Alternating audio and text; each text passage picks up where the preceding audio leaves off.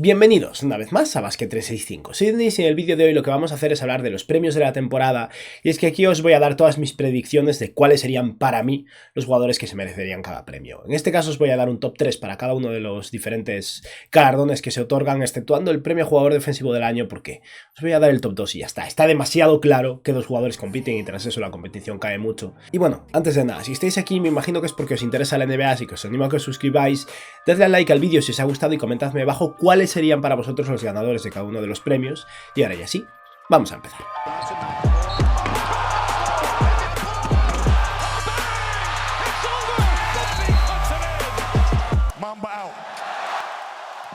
Vamos a empezar por un premio sencillo donde en general la competición está bastante cerrada, pero creo que hay una carrera de dos jugadores. Aún así vamos a mencionar un top 3, y este es el premio a sexto hombre del año, que generalmente se otorga al jugador que más anota desde el banquillo. Esta vez ha habido un cambio porque los dos favoritos han anotado menos desde el banquillo que el que he puesto como tercer clasificado, y en esta ocasión he decidido mencionar como finalista, y ya es el segundo año me parece que lo tengo en el radar para ganar este premio, a Norman Powell desde Los Ángeles Clippers, que no ha jugado todos sus partidos desde el banquillo, pero casi. Y os adelanto que aquí los stats que os traigo son de los partidos jugados desde el banquillo. Que un jugador haya salido en un partido de titular y haya inflado sus números no es algo que queremos contemplar para este premio, así que estos son los stats saliendo desde el banquillo. Y Norman Powell ha anotado mucho y con mucha eficiencia, la verdad. En 25,9 minutos de juego por partido ha anotado más de 17 puntos, apenas rebotea y asiste, pero anota un 49% de sus tiros de campo y un 42% de sus triples, tirándose 5 por partido, y al final eso es un impacto muy potente desde el banquillo, pero creo que hay jugadores que han sido más completos, han aportado más, y por eso Powell se queda de tercero. Y de segundo tengo un jugador que para muchos probablemente será el ganador,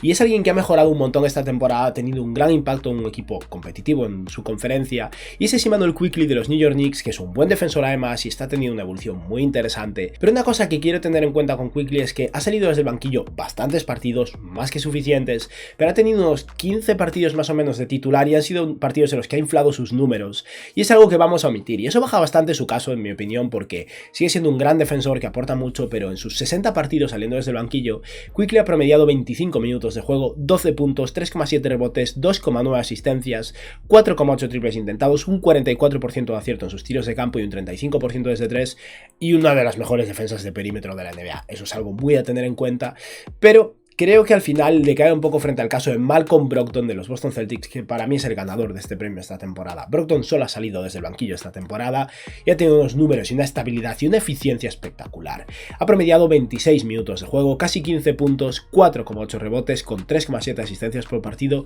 4,4 triples intentados, un 48% de acierto en sus tiros de campo y un 44% desde 3, que es una cifra altísima. Brogdon es competente en defensa, no es el defensor que es Immanuel Quickley, pero es competente, y a nivel ofensivo, la producción, el reparto de juego y la eficiencia me parece que han sido suficientes para que este año sea ganadora del premio a sexto hombre del año. Pasamos ahora al premio a novato del año, donde una vez más el top 2 está bastante cerrado y en general el ganador creo que está bastante cerrado también, pero por mencionar un tercer candidato a ganar este premio, tenía dudas entre Bennedict Mathurin y Walker Kessler. Mathurin ha puesto los números brutos con una eficiencia mala, un equipo como un par de partidos peor que Walker Kessler con los Utah Jazz, pero creo que Kessler al final en menos tiempo de juego ha demostrado más impacto en el juego a día de hoy, y es que Mathurin va a mejorar mucho a nivel de eficiencia, a nivel de consistencia defensiva, porque no es un buen defensor de momento, mientras que Walker Kessler en un rol limitado es probablemente uno de los mejores 20 defensores de la NBA ya, y creo que ha aportado demasiado como para no mencionarlo aquí. Y es que estamos hablando de un jugador que ha promediado 23 minutos de juego, 9 puntos y 8 rebotes por partido, con 3 rebotes ofensivos,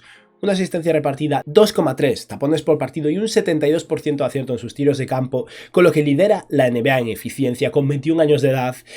Y la pinta a largo plazo de Walker Kessler como candidato a jugador defensivo del año es muy buena, pero este año creo que se queda de tercero, porque de segundo tengo a Jalen Williams de los Oklahoma City Thunder. Hay quien está intentando darle el premio y lo entiendo a nivel de efectividad, a nivel de impacto en su equipo, a nivel de récord de su equipo también, porque a fecha de grabación de esto los Thunder están pendientes de entrar en el play-in o quedarse justo a las puertas, pero al final su competidor Paolo Banchero jugaba un equipo peor, que ha sido bastante competitivo también, donde él ha sido muy importante y sí, no ha sido igual de eficiente, pero Paolo ha demostrado mucho este año con el equipo cargado a sus espaldas y creo que es suficiente para darle el margen. Aún así, Jalen Williams, como segundo en la carrera por el novato del año, ha promediado 30 minutos de juego por partido, 14 puntos, 4,5 rebotes y 3 asistencias por partido, 1,4 robos, un 52% de acierto en sus tiros de campo, un 36% desde 3 y defensa competente, no increíble tampoco, pero competente. Y por otra parte, Paolo Banchero, como decía,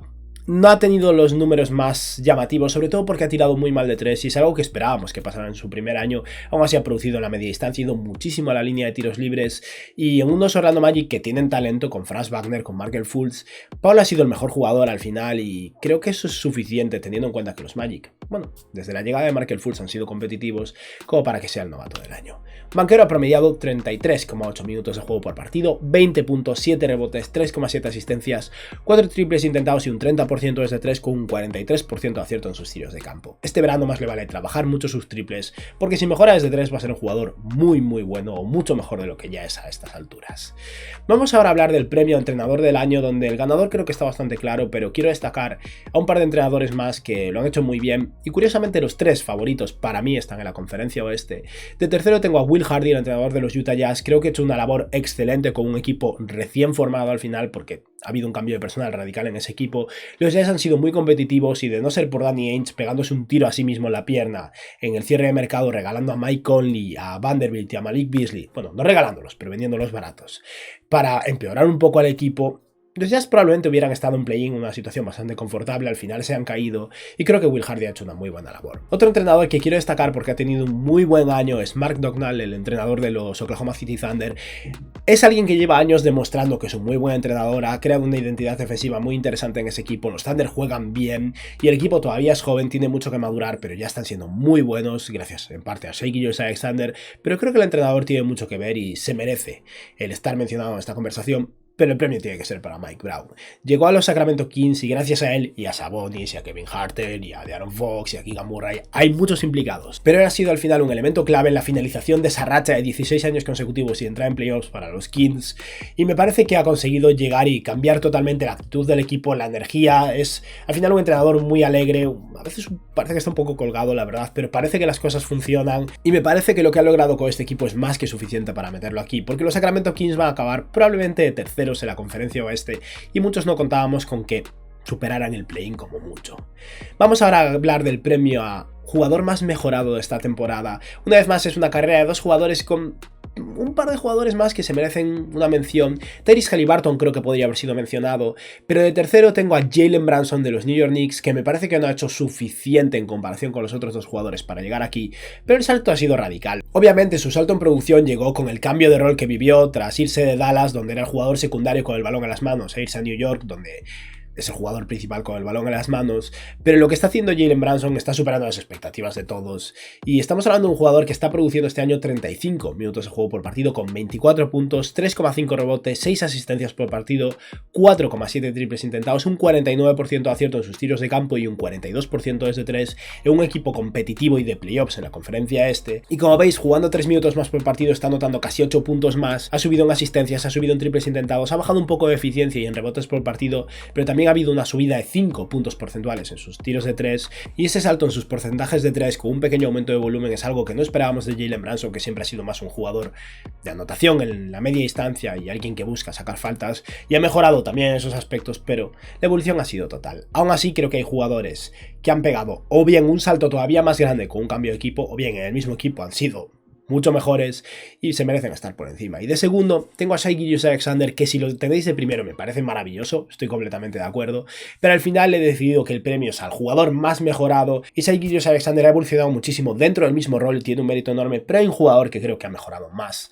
Y eso, Shai aún así está teniendo una temporada completamente espectacular de calibre del NBA en la que está promediando 35,5 minutos de juego por partido, ha jugado un minuto más que el año pasado, un poco menos de eso incluso, y ha anotado 7 puntos más por partido con 31,5. Este año ha promediado 4,8 rebotes y 5,4 asistencias, que es una pequeña bajada con respecto a la temporada pasada, pero es que ese aumento de volumen de anotación ha venido acompañado de un aumento considerable de eficiencia. Es que Shai Gilgeous-Alexander está anotando un 51% de sus tiros de campo, es una auténtica locura, una subida de 6 puntos porcentuales además, ha tirado sus triples con eficiencia promedio, un 35% frente al 30% que tiraba el año pasado, no tira muchos triples pero como mínimo cuando los tira los mete con bastante consistencia y ha anotado el 91% de sus tiros libres frente al 81% que anotaba el año pasado, y aún por encima va mucho a la línea de tiros libres. Shai Gilgeous-Alexander se ha convertido en un anotador letal, y si queréis considerarlo el jugador más mejorado de la temporada, me parece completamente legítimo, pero al final personalmente creo que Lauri Markkanen se lo merece más, porque la mejora de Lauri Markkanen con respecto a lo que era en el pasado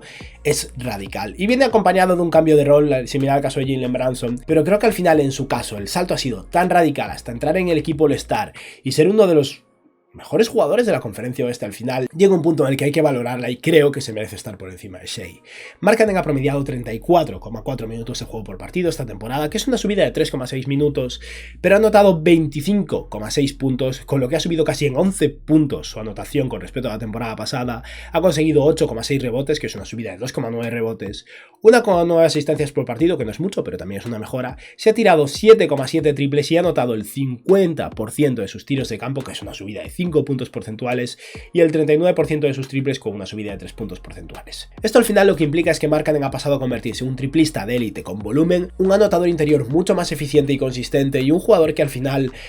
se ha convertido en una estrella. Y sí, Shai Gilgeous-Alexander se ha convertido en una superestrella, pero creo que al final ese salto de Markkanen se merece estar por encima. Vamos ahora a hablar del premio a jugador defensivo del año. Este es el único donde solo voy a tener a dos implicados. El tercero está muy por debajo. Es una carrera entre Jaren Jackson Jr. y Brook López, y al final creo que es legítimo considerar a cualquiera de los dos. Personalmente he considerado que de segundo se debe quedar Jaren Jackson Jr. Y tengo mis motivos. Uno es que ha jugado menos y al final, bueno, eso es algo que hay que tener en cuenta. Otro es que las faltas son un problema de verdad. El promedio de minutos por partido juega un poquito menos que Brook López solo, pero es que hay muchos partidos en los que Jaren Jackson comete 6 faltas y se va al minuto 20, 23, 25 y su equipo necesita 35 minutos porque es un partido importante, y quiero confiar en que lo conseguirá, aunque lleva 5 años en la NBA y le sigue costando. Pero cuando está en el campo, Jaren Jackson Jr. es el mejor taponador de la NBA, de eso no hay ninguna duda, un jugador muy completo a nivel defensivo y alguien que ha tenido un impacto tremendo. Simplemente creo que Brook López ha sido más consistente, ha sido un mejor defensor de aro por el número de tiros defendidos también. Brook López ha defendido más del doble de tiros en esta temporada que Jaren Jackson Jr. y lo hace con un nivel de eficiencia muy potente, con una carga de trabajo más que considerable, con estabilidad en el campo porque no comete las mismas faltas. Y eso, creo que al final Brook López a lo largo de toda la temporada ha tenido más impacto en la defensa de su equipo que Jaren Jackson Jr. y en ambos casos han sido defensores de élite y me encantaría que los dos se llevaran el premio. Pero al final de segundo tengo a Jaren Jackson Jr. que ha liderado a la segunda mejor defensa de la NBA y ha promediado 28 minutos de juego por partido, 7 rebotes, 1 robo, 3 tapones, ha sido el mejor jugador en rating defensivo de la NBA, el 23º mejor en Raptor defensivo y el 8º mejor en Box Plus Minus defensivo. Muy buenas estadísticas avanzadas, muy buenos números brutos, pero menos tiempo de juego, y eso es algo que al final a mí me importa. Mientras que Brook López, el que para mí es el ganador del premio jugador defensivo del año esta temporada, tal vez no ha tenido picos tan altos, pero ha tenido un nivel de consistencia de principio a fin increíble y por eso se merece estar aquí. López ha liderado a la cuarta mejor defensa de la NBA y el mejor equipo de la NBA en Milwaukee Bucks, a un récord muy potente, y ha promediado 30,3 minutos de juego por partido, ha promediado 6,7 rebotes, 0,5 robos y 2,5 tapones, está de tercero en tapones por partido frente al primer puesto de Jaren Jackson Jr. y a nivel de estadística avanzada en algunos stats está por debajo de Jaren Jackson, octavo en rating defensivo, tercero en Raptor defensivo, 24º en Defensive Box Plus Minus, pero creo que el total de la producción de Brook López a lo largo del año es suficiente para que esté aquí. Una vez más, similar al caso del premio jugador más mejorado, si tenéis el premio a Jaren Jackson Jr., me parece maravilloso. Yo no lo tengo. Ya para acabar queda el nuevo premio de la NBA, el premio Jerry West al jugador más clutch y luego el MVP. Y en lo que respecta al premio Jerry West he tenido 3 finalistas también, me he fijado los minutos en el clutch. El clutch se define como los últimos 5 minutos de un partido cuando el partido está a 5 puntos o menos. Y he estado buscando jugadores que hayan jugado en el clutch y por eso he puesto un mínimo de 30 partidos jugados en el clutch y un mínimo de 50 tiros intentados, porque el jugador que más ha tirado ha sido De'Aaron Fox con casi 140. Creo que un mínimo de 50 tiros es importante para filtrar a jugadores que tal vez han sido muy eficientes pero en pocos partidos. Y de tercero tengo un jugador que es la segunda vez en este vídeo que está de tercero por un premio, en Jalen Brunson, que ha sido muy bueno en el clutch. Simplemente creo que ha habido un par de jugadores mejores, y es que Brunson a su contra tiene el hecho de que no tiene un récord tan potente. De los partidos que llegaron al clutch de los Knicks en los que jugó, tiene un récord 19-16, o sea un 54,3% de ratio de victorias. No es una maravilla, aunque no esté mal, desde luego ha ganado sus partidos en el clutch. Y aquí vamos a fijarnos en los números totales porque no son tantos partidos. Jalen Brunson ha jugado 153 minutos en el clutch y en ese tiempo ha anotado 139 puntos, es el cuarto máximo anotador de esta temporada en el clutch, el 13º jugador que más minutos ha jugado, es el 9º jugador que más tiros libres ha anotado 39 de 47 tiros libres en el clutch, ha repartido 17 asistencias con lo que está de 15º en asistencias, ha perdido solo 5 balones con lo que es el 7º mejor en pérdidas de balón del clutch, ha anotado el 52% de sus tiros de campo con lo que está de quinto de todos los jugadores que cualifican. Obviamente hay casos de jugadores que han anotado el 100% de sus tiros pero porque han tirado 5 en esta temporada. De entre aquellos que han tirado un mínimo de 50 tiros esta temporada, Jalen Brunson es el quinto más eficiente y el octavo más eficiente desde 3. O sea, el nivel de producción bruta, el nivel de eficiencia en el tiempo de juego y el récord demuestran que Jalen Brunson ha sido muy clutch este año, pero hay un par de jugadores que creo que se merecen estar por encima. Para empezar, hay un jugador del que no se está hablando, que tal vez no tiene la misma responsabilidad ofensiva, obviamente, pero creo que al final ha sido el jugador más clutch a nivel defensivo de la NBA este año, y en ataque ha sido muy productivo también. Y yo tenía claro quién iba a ganar este premio de entrada, porque llevamos hablando de él todo el año, pero tengo dudas después de preparar este material y decídmelo vosotros, pero voy a dejar de segundo a Bam Adebayo de los Miami Heat. Bam Adebayo tiene un récord 28-19 en el clutch, o sea, casi un 60% de victorias frente a derrotas en los partidos que ha jugado esta temporada, y es el tercer jugador que más minutos ha jugado en el clutch, 180,2 minutos jugados, es el 22º en puntos, solo 90, esto es lo que más le pesa, obviamente ha tenido mucha menos responsabilidad ofensiva que jugadores como Jalen Brunson o De'Aaron Fox, es el cuarto que más rebotes ha conseguido en total con 44, ha anotado 32 de sus 35 tiros libres en el clutch, o sea, ha fallado muy pocos tiros libres importantes, es el 15º que más tiros libres ha anotado, está de primero en robos con 12, de cuarto en tapones con 5 y de primero en eficiencia con un 58% de acierto en sus tiros de campo. He de decir que Bam Adebayo ha anotado literalmente 50 tiros, o sea, si hubiera puesto el corte en 55 tiros ni siquiera me hubiera salido, y eso es algo a tener en cuenta, está justo a nivel de producción ofensiva, pero la defensa y la eficiencia en los tiros que ha tirado es muy alta y es algo a tener en cuenta, pero al final creo que De'Aaron Fox se lo merece. Tal vez el ratio de victorias sea un poco inferior, pero la producción bruta es muy alta y ha jugado menos partidos en el clutch, pero eso no es culpa suya. Al final los Heat han sido un peor equipo y en consecuencia han tenido más partidos ajustados. Los Sacramento Kings han ganado muchos partidos de paliza donde no han tenido clutch al final, pero Fox en los partidos que ha jugado tiene un récord 22-17, un 56% de victorias y ha sido el cuarto jugador que más minutos ha jugado, 159,9, el primero en puntos con mucha diferencia, 194 puntos en el clutch, ha anotado 43 de 50 tiros libres, es el séptimo que más tiros libres ha anotado, es el noveno en asistencias repartidas con 20, es el segundo en robos por detrás de Bam Adebayo con 10 y también el segundo en porcentaje de tiros de campo solo por detrás de Bam Adebayo con un 53% y es el jugador que más tiros se ha tirado en el clutch esta temporada. O sea que ha sido un jugador que ha tenido un volumen de tiro altísimo y una eficiencia surrealista esta temporada y ha anotado el 32% de sus triples con lo que está de 15º entre los jugadores que cualifican. Creo que Fox se merece estar aquí y ganar este premio este año, pero Bam Adebayo tiene un caso muy interesante. Y ya para cerrar este vídeo, el MVP. De tercero este año tengo un jugador que siempre se merece estar aquí, simplemente creo que este año ha sido menos eficiente de lo habitual y aún así su equipo tiene el mejor récord de la NBA y eso cuenta, pero tengo a Giannis Antetokounmpo de tercero y si queréis darle el MVP y olvidaros de la conversación Jokic-Embiid, ni siquiera me parecen mal, la verdad. Pero Giannis ha promediado 32 minutos de juego esta temporada, 31 puntos, casi 12 de rebotes, 5,7 asistencias, 2,7 triples intentados y un 28% de estrés. Esto es bastante catastrófico, la verdad, pero bueno, por lo menos ha reducido un poco su número de triples y ha anotado el 55% de sus tiros de campo. Números espectaculares, absurdos de Giannis, llevamos años viendo esto y ya parece que estamos inmunizados, pero el nivel de producción de Antetokounmpo es muy alto. Y llegamos ahora a los favoritos por el MVP. Y literalmente, cuando estaba preparando este vídeo, decidí poner a Joel Embiid como MVP, de segundo a Jokic, y cuando estaba ordenándolo para grabar, estuve dándole vueltas otra vez, viendo a los dos jugadores, y tengo que poner de segundo a Joel Embiid. Creo que Jokic vuelve a ser el MVP esta temporada. Me parece maravilloso si estáis en contra y si creéis que Embiid se lo merece. Embiid se lo merece.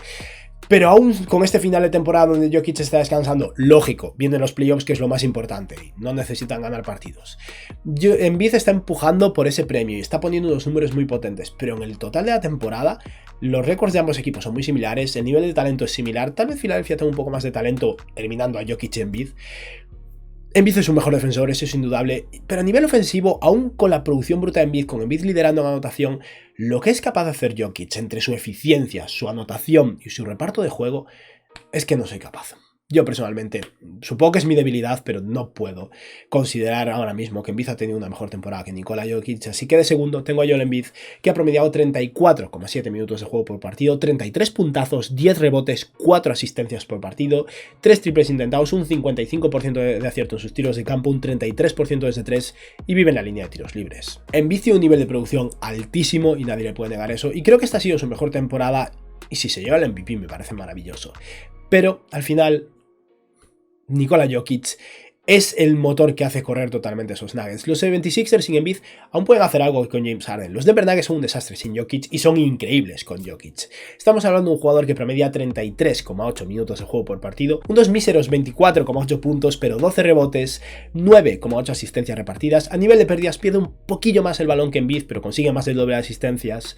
Se tira 2,2 triples por partido, son muy pocos, pero anota el 39% de ellos y anota el 63% de sus tiros de campo, que es una cifra absurda.